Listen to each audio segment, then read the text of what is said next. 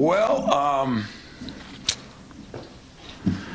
I guess another great weekend for all of us as far as the athletic department, but it wasn't as good a weekend. You probably heard about our travel and our little 8-hour delay in beautiful New Jersey. That was, I was going to get home in time, run over to the hockey game, start working on Minnesota, and if I get home at 7, we got home at about 3:30 in the morning, so that was eventful. But as far as our team goes, we won the game. I thought we played okay. I wasn't as ecstatic about some things. One, the turnovers. I thought we had some ridiculous turnovers, and I was disappointed with that. The other one was, the second half gave up. They had 54 points with 3:23 left or something, and they scored 20 points in 3 minutes, and wasn't maybe threatening to the wins or losses, but it was threatening to my health and well-being and our stats, So they had 4 threes in a minute and 20 seconds or something. And that part is only disappointing because I had 2 guys that I really wanted to get into that game. The parents were there, Kerr, who's from that area, and Gehrig. And those 2 guys have been so good on my scout team. My scout team might be the best one I've had in years. And, we started putting them in, and then things happen, and they still could have played. They're good enough to play, but that's disappointing, and we dressed our team about it. To be honest with you, if we're supposed to be strength in numbers, everybody's important to us right now. But after we got back and, had a late practice yesterday because of the time we got in, players were pretty good. It was a short practice, and we'll get at it today for real. Yesterday was a little more film and try to just get them through it. But Minnesota's one of the hottest teams in the league, and they just beat 2 ranked teams. They've won 3 straight, including the games against Michigan and Oregon. They have played well in a couple other games, but they're finally healthy. The kid Mitchell, who was down against us, played against us at the end and hit 5 threes. And Garcia has gone from really struggling to, unbelievable 26 points, 8 rebounds in the last 3 games. That's what he's averaging. So that's a big difference. I've always been a big Ben Johnson fan, as many of you know. I thought his team was good then. I just thought that injuries, he has no margin for error. He lost a lot of guys that are other places, some of them hardly playing. And I think he's done a phenomenal job. So Garcia is a great player. He was an all-conference player last year.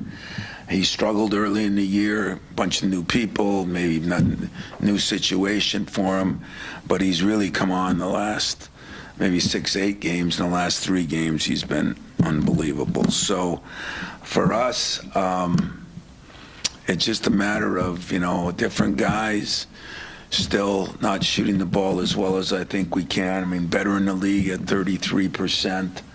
But if we can get that thing up to 36 and 7, I think then I'd be ready to say that a good team moves into the next category. Rebounded a little better the second half. Defended actually really well until that one stretch. And we still held them under 40 and under 30, which is phenomenal. So a lot of things to feel good about, but now we've got a quick turnaround under a little adversity, a team that's playing good. We'll see how that goes. I guess when you get that second matchup against a team you already faced earlier in the year, and they have, like you said, they're getting healthier, they won 3 straight, is it like a completely different kind of game, and how much does it carry over from that first matchup? That's the problem with the change in the league right now. As you know, we play so few teams twice. I mean, we play 3 teams twice. And as the schedule went, one of them we played the first game of the year, first Big Ten game, and now we play it in the end of January. The other one, Michigan, we don't play. We play them twice in 2 weeks or 3 weeks at the end of February. So that's the part of the schedule that's difficult for coaches because you don't get to use much carryover. It's almost like it's almost like you're almost prepping for 20 different games. And, you know, it used to be you'd prep for 10 and then you use the prep time for the others. And that's why there's so little time for us right now, because this game's a whole new prep. Number one, it was December 5th, 3rd, 8th, whatever it was, 12, huh? No, it was 4th. 4th. It was December 4th. That's 2 months ago. That's number one problem. Number two problem is they are a completely different team. The guard is healthy. Another guard has come on really well, which happens. And their superstar, who was a superstar then, just wasn't playing like one, is now playing like one. So that's what makes it hard on the coach, too, because he's done a great job with them.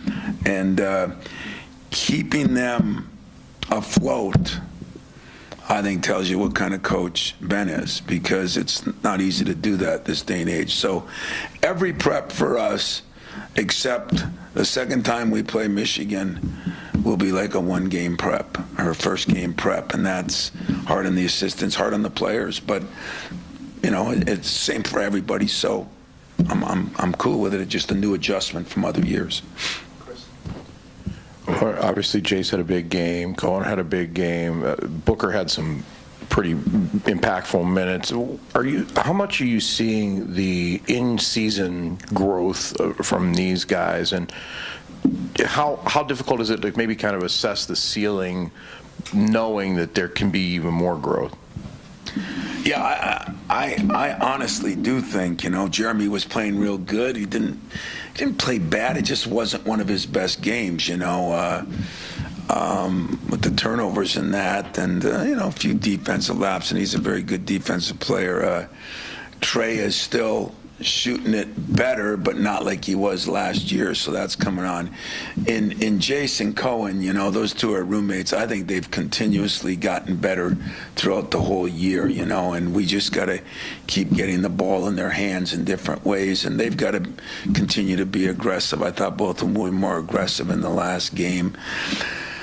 And in Book, I mean, you know, he has, as you say, stretches, and the stretchings are getting more often in practice. They're getting more often in a game. I felt the same way I said last year. I don't feel any different. I think he's a big key right now, us moving forward to becoming a great team. He's one of the keys. But his process has been a little slower than you'd like, I'd like, and he'd like. And yet, as long as he's progressing, you know, he is progressing, and I'm kind of proud of him, the way he's handled it, even though half the time I want more. I got to tell you, I'm going to keep wanting more, because I think he has more to give. And but to answer the best part of your question, have we hit our ceiling yet? No, I don't even think we're close. Can we get there? You know, that's everybody's dream, but we aren't maxing out. We've been consistent that somebody stepped up. We haven't been consistent at the same guys are always stepping up. And so it's not comforting all the time, but it's appreciated how they've kind of done that. You know, Jace got hot, they kind of went to him. I thought he played very well. I thought Cohen played very well. I mean, those two guys really played good basketball on both ends of the court. As I told my own team, you know, Cohen, if we can get him out on the break, he's really electric. And Jace, he has a great knack to being able to, the efficiency is because the ball never sticks with him. It doesn't stick, and I love that about him. Tom, I'm curious, moving Frankie to the 4, putting Cohen Carr on Ace Bailey, whose ideas were those on your coaching staff, and how much does this season's depth and the way you're able to use 10 guys speak to the level of coaching that you have as a staff? Yeah, I think my staff has done a great job, you know, and everything they've done. You know, Saudi had this scout, and we talked about who would be best at one time. we were kind of thinking of staying with our traditional four-man. He plays the four. We just didn't think it was the best matchup, fairest matchup for Jackson. But so we started. Cohen did do a great job, but don't downplay the job that Jaden did, because Jaden started on him. And I thought Jaden did a very good job. He hit the 1-3 late, or he would have had, I don't know, one maybe. Did he end up with two? He ended up with 2, 3. He had one put back in the last. Yeah, and the ironic part is he's shooting 60% from the free throw line, and he made 8 of 8.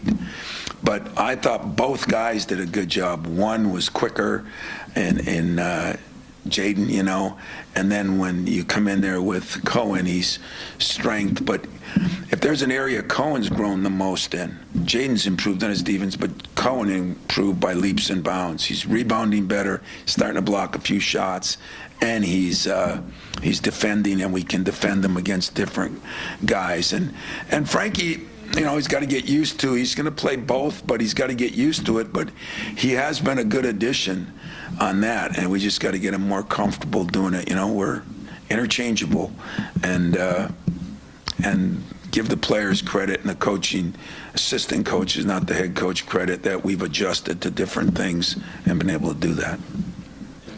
Tom, I saw a quote from you, I believe from last week, about not wanting your team to get fat and happy. With 12 straight wins, you guys are poised to move up in the polls again this week. How do you find that adversity? What kind of adversity do you need? How do you create that? Is that something that can only come from external factors, or do you build that? Well, as you know, Jen, you've known me long. I'm great at creating controversy in situations like that. I didn't say adversity. Adversity. Well, there is controversy. We have quarterbacks, and we have, we'll play different people. But adversity, what's been fun for me with this team is I decided early in the year, after listening to myself, self-evaluating, listening to some players that I really value their opinion, that have been here, left, gone, and that you always swing the pendulum too far to the right and left. If there's any better place to see that is in our country, if you ask me. But this team, I decided early on that I was going to talk to them more about all the things that go on. Not be afraid to talk about, hey, are people calling you from other schools? Because we all know they are. And get ahead of the curve on everything we can get ahead of the curve on.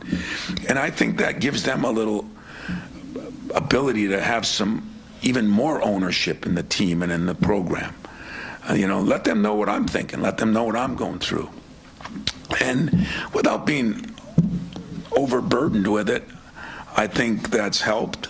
I talk about being different a lot. I talk about, why the strength in numbers is good. We've still not had any injuries, and I'm hoping that continues. But I look around all these teams that we're playing, and it doesn't. And I think they've trusted me because I've talked to them more about it, the tough conversations. I've trusted them more because we're in those conversations. And that's not as easy as you think. Players, it's hard for a player to trust a coach anymore. He's getting too many outside people telling him differently, and it's hard. And then you just got to spend more time and make sure that you're open to them feeling comfortable and telling you. And I've had that discussion with a couple of them. I bring them in, and everything's great. Now I'll give their parents a call on something, their grades or something else, and Johnny's struggling. That's not what he said to me. So then I call Johnny back in. And I say, you want to Zoom with your parents, or is there something you're not telling me? So I've been really open to that, which is chancy on my part. But with this team of pretty intelligent guys and guys that get along, so far it's gone very well. Now, don't worry about the adversity I cause, or don't worry about the adversity that presents itself with rankings and media and fans. the biggest adversity is what happens when you win or lose games. And, when you won 12 in a row, there's always adversity. It just doesn't, his head doesn't pop above the ground. And when you lose a game, the whole body comes up, and that's a whole nother set of issues. But I think we're building a base that's good enough to handle a lot of things. We'll see if that's true. Tom, outside of liking Ben Johnson and wanting him to succeed, is it Except tomorrow. yeah, is it helpful to have when you've beaten a team rather handily at their place and you're facing them again? Is it helpful for you getting your own team's attention to have them turn? Would you prefer this? It's helpful probably for your analytics, metrics, and all that stuff to have them be a more quality opponent. And then secondly, with Garcia, is there anything you've noticed that they're doing with him differently in this last stretch? Well, the first part of the question, is really good because normally you'd rather a team down, right? I mean, if it gets down and then it gets beaten down, and at this time of the year, some teams are really going to get beaten down, and then it's their confidence that's shot, in the next week or two. But this day and age where there's so few comparative scores or nobody's played anybody twice, 3 teams of this 20 games are being played twice, so it's hard to evaluate that stuff. I would just say that I'm hoping my team is getting mature enough that if they lost 10 in a row, we still know we got to play, and if they've won 10 in a row, now I don't think that happens a lot, but I think we're getting a little more mature where they understand. We bring up, this is what I did on Monday morning. We had a meeting last week. I brought up that 19 of the 25 teams had lost over the weekend. I talk about that. I'm open with it. If you just say it and you get, oh yeah, that's great, but that's not me, But when I show them things on the board or I talk about who that team that just got beat lost to, I think I made bigger points than that. I guess I'm trying to educate my players on the strengths and weaknesses and the pitfalls and everything, just to keep them focused on the task at hand, which is one game at a time. The second part of that question. Is there anything they're doing differently? Yeah. I think they're isolating him more. I think he's done a nice job. His guards are really good. He's got 2 really good guards. I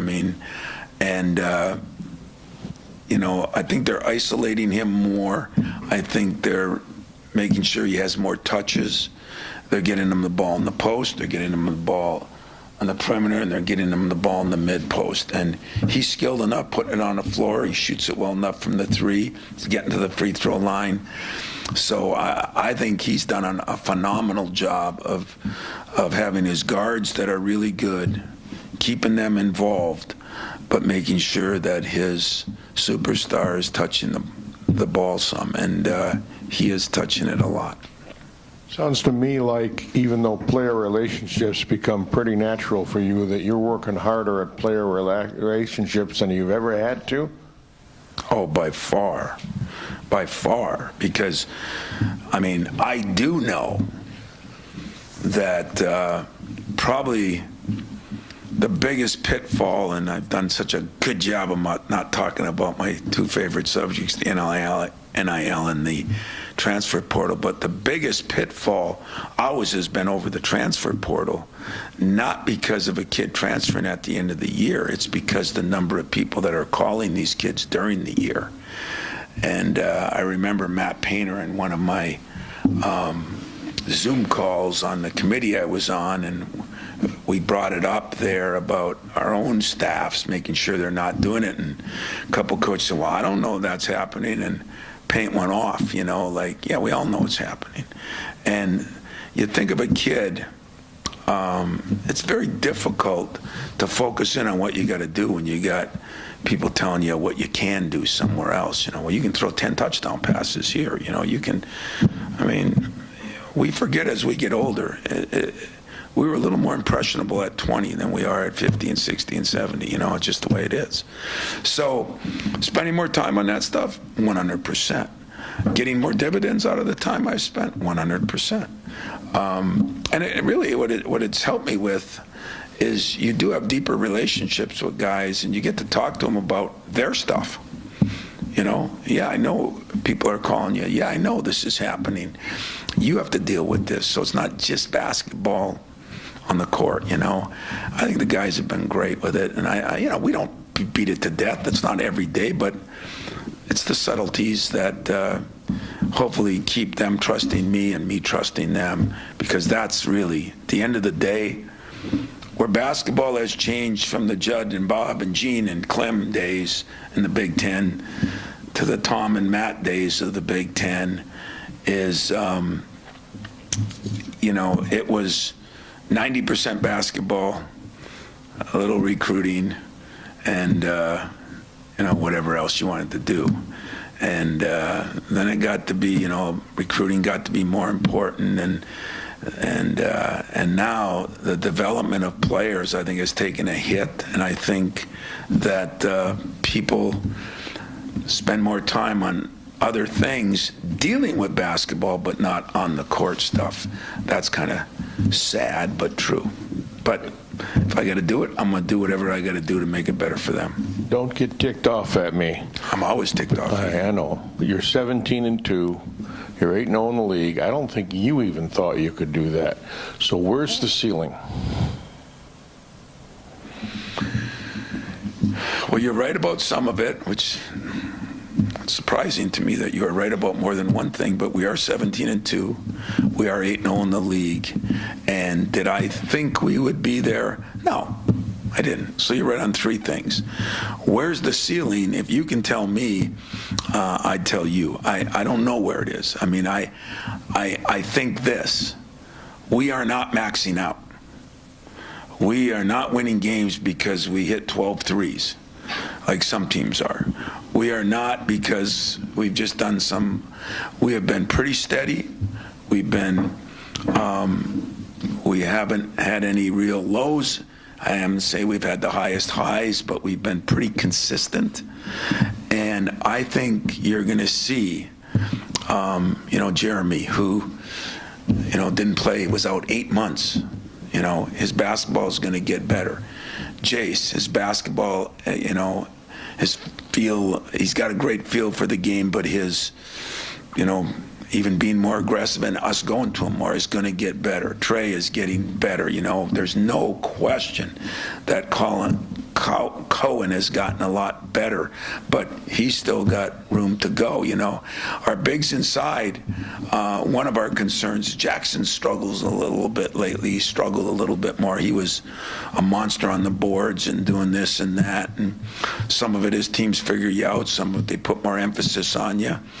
But we had a good talk with him last night, and, you know, we are by committee in there. Coop's better than he was a month ago. He's playing better. So,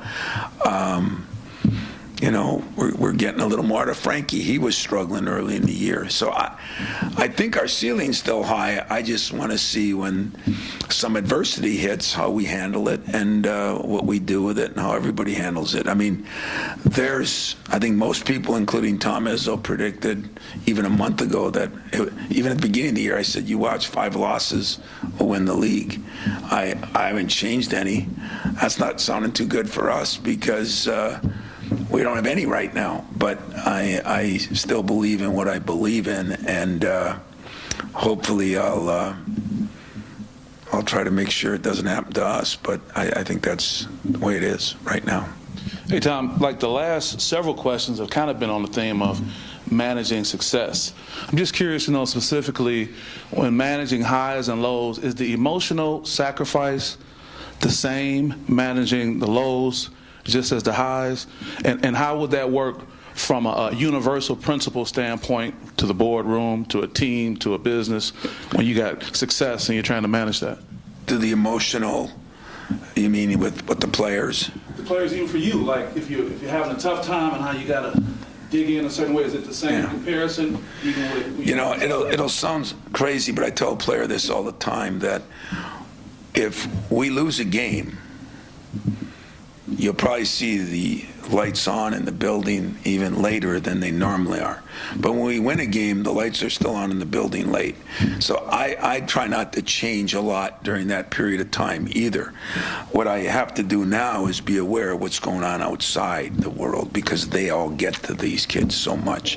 And that's where you end up spending more time with them, calling them, talking to families, talking to the kids, getting, sometimes it's an assistant, sometimes it's the shooting coach. I mean, we are talking about the same thing, and I think corporations are too, is how do you handle success? How do you handle failure? And how do you make it so it's not that much different? Because it shouldn't be. You should do your daily job, I mean, some of these football coaches that have been in it forever, do your job and do it right every day. And sometimes you're going to win, sometimes you're going to lose. But if you're doing your job and you're steady, it's, we got a big game this week. Hey, let's put extra hours in. Now you can think that helps you. And once in a while we'll say, let's make this even more important. But then the problem is the next week you play a team that's at the bottom of the list. And are they going to expect you to, let's take some time off. Let's relax a little bit. Or if they see that in you, it's a problem. So I've stuck with the theory, not that I'm a philosophist or that I'm really good at any of that, but you got to work. You got to work, man. The more you put in, the better you're going to be. And the more work, Cohen Carr shooting free throws all the time, it's gone up. It's still the favorite part of coaching. The one thing I realized as this thing has changed so much in these last 3 years is the things that excite me are still exciting. Watching the kid go from here to here, watching him start to trust you, I told you the story that trust is, when Judd was here, and you trusted because head coach at Michigan State. Nobody gives a damn about that. In the Hall of Fame, nobody gives a damn about that. Won a national champion, has 20, nobody cares about that. That does not give me any leeway with a current player. And there was a little stretch of time, maybe a few years ago, where that bothered me. It took you so long to earn that, and now nobody cares about it. But it is reality. Nobody cares about it. They don't care about the president of the company. They really don't. And until you, as the saying goes, they don't care how much you know until they know how much you care. And that takes every individual and every individual year. And that's what's made the job a little more time consuming and harder.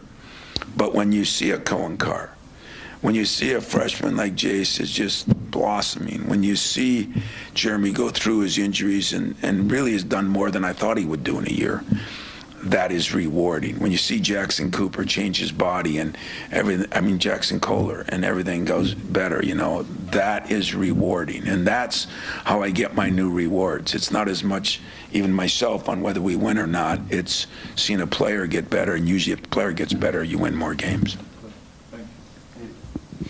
Coach, 10 second-half turnovers against Rutgers. That was an issue against Penn State and Northwestern as well. What do you think it is about the second half? Well, that's what bothers me more than anything. If you look at, I think 5 out of 7 games we've given up almost 40 points in the second half. That means we're not mature enough yet that we get a big lead and we don't know how to finish the right way. We start playing the score instead of the game. Pretty normal. Just not what a coach likes. Pretty normal if you look at what a lot of people, in any one of your lives, if you're having some success and take your foot off the accelerator.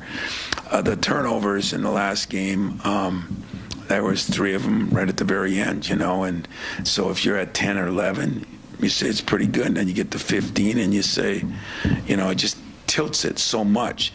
What I've tried to do is not let the 3 minutes and 40 seconds of a game when they score 20 points ruin most of the game. not real good at it, but when you win, you can tolerate it a little bit more. Lately, I'm not tolerated it as well, and we talked about it more because I see it becoming a pattern, and that pattern is not a good pattern. So we're trying to address it, trying to talk about it. What do I see? I don't know. I see that we're getting a little loose with the ball. I see that we're not maybe guarding quite as good, and yet for, in some cases, 30 minutes of the game, we've been great. So maybe the next mature step that this team has to make, a little more leadership on the floor, leaders not letting it happen, and realizing that basketball, it's 40 minutes, football, it's 60 minutes. You know, things don't change. A lot of games won and lost, as we saw last night, in the final minute of a game. And we sometimes think, well, the missed layup at the beginning of the game doesn't matter because you got 39 minutes. You know, every possession matters, as they say. And that's what we're trying to harp on. Every possession and every minute matter. If we get to that point, we'll win a lot more games. If we don't, we'll take some lumps. Hey, Tom, I'm just wondering, at this point in the season, what's it been like for you and your staff coaching this team where, like, as you said a little earlier, you don't really know which guys on which day might pop up and have a big moment with sort of that uncertainty, even though you know you have capable options? What's that been like? Scouting, in-game adjustments, that type of stuff. And then maybe on the other side as an opposing coach, the same dynamic where you don't exactly know which 2 or 3 guys might pop off. What do you think that's like for an Well, opponent? it's not as, you don't sleep as well, you know, because you're not positive who's going to get you your points, you know, or who's going to get you your rebounds. You don't feel as good going in. What has started to happen over time, though, is it's been fun to watch. Somebody has stepped up, and a couple guys have stepped up. I mean, what, is it 8 now, or 9 or 8 leading scorers, different scorers? And that's not the norm and everything, but that does make it difficult on the opponent. What I learned most about teams are always when there is, Jen, some adversity. And as crazy as it sounds, after the game and yesterday, I learned as much about my team as I did in 5 games of competition.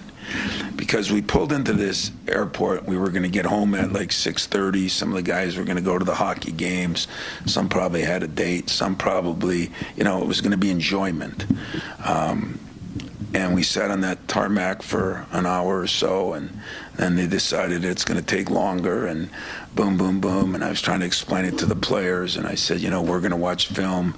You guys, you know, we even talked about having a meeting, and I knew they were tired. I didn't have one complaint. You were on the trip, so were you. I didn't have one guy complaining. Now, I know that might sound crazy to you, but the coach was complaining. I promise you that. I mean, there were people that got a few earloads at what I thought of the whole deal because I didn't think it was handled right. People were lying to us about things. And so we sat, and then we went to this hotel, and we sat there in the lobby, and then we went back. It was supposed to be 10:30, and it got to be 12:30. 12:30 by the time we put. And then we sat there for a while, and then we got on the plane and sat there for a while, and we left at, I think, 1:20. And I didn't hear anybody except me being upset. And then we said, okay, how are we going to practice? You know, what time are we going to bring him in? What are we going to do? And so we tried to let him sleep in. We said we're going to have 2:30 or meetings and then practice. And the meetings were great. The practice, we cut it short, but we got at it a little bit, and they were great. I think that was a sign of maturity. So the head coach was immature. The players were very mature. They got their part done. I did get a lot of film watched in that time and moved on to Minnesota, but you do learn about people in strange ways. So I don't know how that handles it, but it's important to me, and I think what it showed is they were happy for Jace. You know, it was Trey Holloman. he was talking about Jace to me, you know. They were all happy for Cohen, you know. It's not been a jealous team so far. It's not as I said, comforting to not to know, but as I told you a couple times, that coach on the other end, he's not sitting in there saying they're going to this guy or they're going to this guy, because the coach on this end doesn't know. And I say that cheek and tongue because we know what we want to do. We just, some days there's different people, and we went to the people that we thought were playing the best.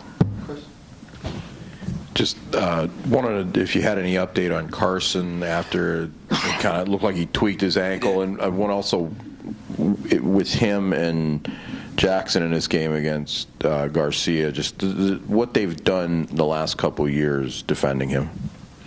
Well, he did a very good job. Jackson did a very good job last game. So did Book. And I think Book is another guy that can, you know, Cohen was not a very good defender, and everybody said, well, he's a great athlete, so he should be able to defend. He was not a very good defender last year. He's making himself into a great one. He's made himself into a damn good one right now. And I think that would help Book a little bit too. So we're going to throw different people at him. We might even throw smaller at him. You know, it depends. We have some options on what we want to do, as we did with Bailey. But Coop he practiced yesterday pretty full, limped around a little bit. It was not a serious injury. Just tweaked it a little bit on that time when he got the foul laying on the floor, which I don't understand that one either, but I guess he was right. I guess you don't have the right to be laying on the floor, even if you get knocked down. But everybody else is healthy. We have no injury problems, and I think we will guard him by committee. We'll throw different people at him. But he's a lot different guarding now than he was 2 months ago, in my humble opinion. One more, Jack. Tom, you were there. Judd, he said his most talented team of all time. Sam went down. Ken Johnson went down, didn't make the tournament. Right. Yeah. How comforting is it to know that if you get an ankle injury, you don't have to reinvent and throw your game plan away? Well, that's the advantage of strength by numbers. You know, that's the advantage of having some quality depth, which some teams have a little more than we've given them credit to. I mean, I go through that list, and I'm amazed still the number of good teams that are playing 9 and 10 guys. So I think everybody's doing a little bit more of it. With us, it's just it's worked out great because all the guys get along together. But it's comforting. I mean, you know, it's not comforting to not know for sure who is going to get you your points. But it is comforting to know that if some guy is playing well, there's 9 other guys pulling for him. And it is comforting to know if somebody does go down. At least right now it's comforting because it hasn't happened yet. And when it happens, if it happens, I don't know. You know, I think we're in a best spot we can be in, that if something happened for a couple games, you know, longer than a cup of coffee, that someone was out, I think we can adjust. And that helps you when you get into February. I really believe that. And we'll see if it does. So all in all, guys, it's been a good run. I think you would agree, though, that the schedule now gets ratcheted up a little bit, and it does for a couple teams, although a couple teams it goes the other way. So it'll be interesting. Some big games coming up in these next couple days, you know. And as I said, as we had our staff meeting today, probably the next big adjustment is just how much time you still have to spend when players are getting more tired, coaches are getting more tired. You have to spend so much more time preparing for each team because you don't play them, you know. And then the one team we have so far, who are our two? Michigan, Illinois. So Illinois will be probably the most normal one. You know, we played them in the middle of January, we play them in February, right? Huh? Yeah, middle of February, middle of January, about a month apart. Okay, so that's pretty normal. That's always been the way it was. But you get a Minnesota, you play at the beginning of December and the beginning of almost the end of January. That's not the normal. Then you get Michigan, where you play them almost within a couple years ago. We almost played them back to back, I think. Yeah. So so that part, at least the preparation will be easier. The preparation will be easier, but the other two plays, it's almost like whole different teams, and even when we play Illinois again, the guard was out, one kid came in and gets 16, that wasn't the norm. So it is different, and it's, I guess, exciting for fans, for media, and it's a little bit hair-pulling for coaches, but I don't know, we've got this game, and then we got to get ready for that road trip that some talk about. Depends on when you do it and where you do it, and I've gotten calls on how are you going to handle it. How can I handle something I haven't done before? You're just giving somebody a lot of BS because you really aren't sure. And then coming back, they say, is more difficult. And, of course, we got that quick turnaround with Oregon. So we've got some challenges in front of us. But I will say this. You've interviewed them, and I've coached them every day. No matter what happens the last 12 games, this team has been really together. This team has been fun to coach. This team has been they've let you coach them. That's a key phrase right there. They've let you coach them. Everybody thinks that's automatic. I mean, they respond to it. And so consequently, I think what happens is coaches don't have to be as demonstrative on things, because it's not because you're winning. It's because when you're talking to a guy, or my favorite is when a guy comes over and says, my fault. I think that's worth $1 billion, because it's just not the way the system works anymore, where it's their fault. And I got a bunch of guys that can say my fault. And you know what? Once in a while I say to them, no, that was my fault. I didn't do my job. I screwed up. That happens too. And that's what's been neat about it. So enjoy them at least today. By tomorrow, we might all be mad at them, and me. But it's been good so far, and we hope to just keep playing our best basketball.